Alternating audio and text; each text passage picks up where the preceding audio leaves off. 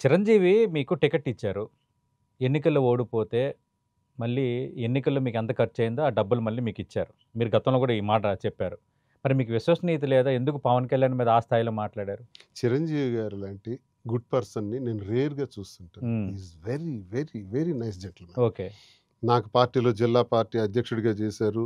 నాకు టికెట్ ఇవ్వకూడదని ఆ రోజు కూడా పీఆర్‌పీలో కూడా గట్టిగా మా జిల్లా నుంచి జరిగింది. ప్రయత్నాలు జరిగినప్పటికి కూడా హ్మ్. శ్రీనివాస్‌కే టికెట్ ఇవ్వకపోతే అర్థం లేదని టికెట్ ఇచ్చారు. హ్మ్. అక్కడ టికెట్ ఇచ్చిన తర్వాత రేవతిపతి గెలిచి చనిపోయిన తర్వాత జరిగే బై ఎలక్షన్‌లో నా కోసం టెక్కలొచ్చి దగ్గరుండి నామినేషన్ వేయించారు. హ్మ్. వర్షంలో తడుచుకుంటూ చిరంజీవి గారి ఫోటోలున్నాయి మీకిస్తాను. అవునవును. అవును.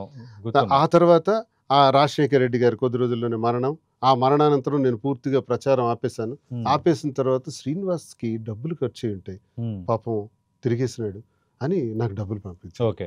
పెద్ద మొత్తమే పంపించారు. హ్మ్.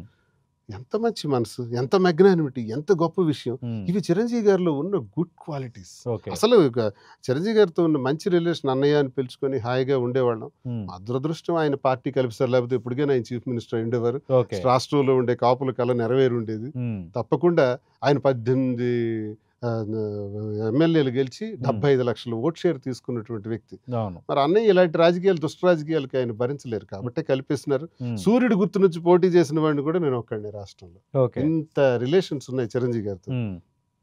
పవన్ కళ్యాణ్ గారితో నాకెందుకో యాక్సెస్ రాలా. ఓకే. ఎందుకంటే పార్టీ కలిపేస్తున్నప్పుడు మేము కలవటానికెళ్ళాం ఒకసారి. హ్మ్.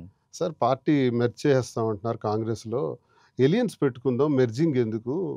మనకు మంచి రోజులుంటాయంటే ఆయనెప్పుడు 2014 నుంచే మాట్లాడతారు. 8 నుంచి మాట్లాడరు హ్మ్. పవన్ అంటే కళ్యాణ్ ఎవరి గారు. దగ్గరికెళ్లారు? పవన్ కళ్యాణ్ పవన్ దగ్గరికి. కళ్యాణ్ గారి దగ్గరికి కొంతమంది పెద్దలం వెళ్లి కలిసాం ఆ రోజుల్లో. హ్మ్. 2009లో, 10లో. హ్మ్. ఎళ్తే no, no, no, no, no, no, నేనేమి దాని గురించి మాట్లాడను. నేను సినిమాలు చూసుకోవాలి. గెట్ ఔట్, గెట్ ఔట్ అనేసి. ఓకే. ఆ!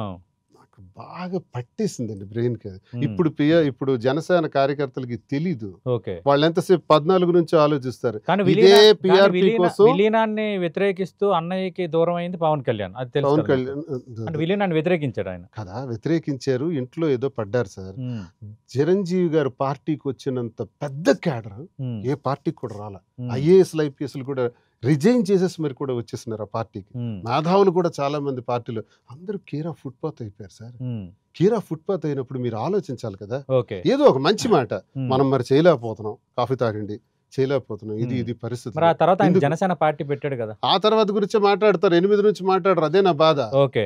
మరి మాలాంటోళ్ళ పరిస్థితేంటి? కేర్ హ్మ్. ఆఫ్ ఫుట్‌పాత్ అయిపోయాం చాలా మంది. హ్మ్. 14 నుంచి మీరొచ్చారు, నిలబడ్డారు, ఏదో చెప్తున్నారు, తిరిగారు బానే ఉంది. మరి మా పరిస్థితేంటి? మేము దెబ్బలు తిన్నాం, బాధలు పడ్డాం, దిగాం అంటారు. మరి దిగిపోయిన మేమేం కావాలి?